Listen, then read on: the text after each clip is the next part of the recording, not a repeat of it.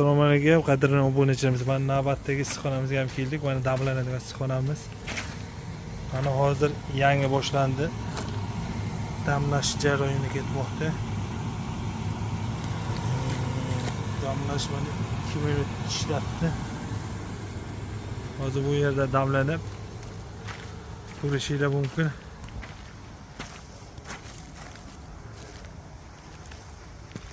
Mana issiqxona mana gullarigacha gullagan hozir.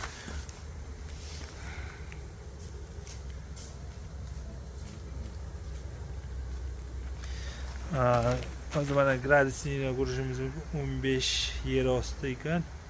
Yo, yer tepasi 15.3 ekan, yer osti 16.8 ekan. Havo namligi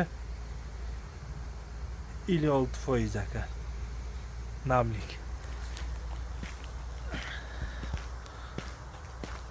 Bundan bo'ladigan bo'lsa, havo bokovoylar qishishga va yuqorisi qishishga bir-biriga havo o'tkazilgani.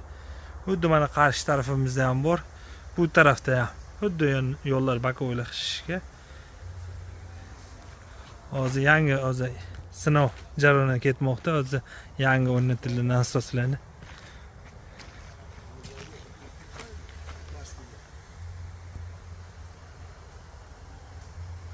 Issiqxonamizga qancha ko'chat ketgan aka bu issiqxonamizga?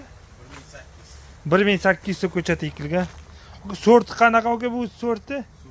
Sulixan sorti ekan. Koreyskiy sortda. Mana xudo xolasa mana gullab yotibdi, mana gullarini ko'rishimiz mumkin. Aka bunga endi atableniya ham qilasizmi endi? Shunga atableniyaga qanaqa trubadanmi yo radiatordan qo'yasiz? Xitoy radiatoridan. Nechta qo'yasiz endi bunga? 4 ta yo 6 ta qo'yamiz. 4 dona, 6 dona radiator qo'yasiz. Ko'mirli katol bo'ladi.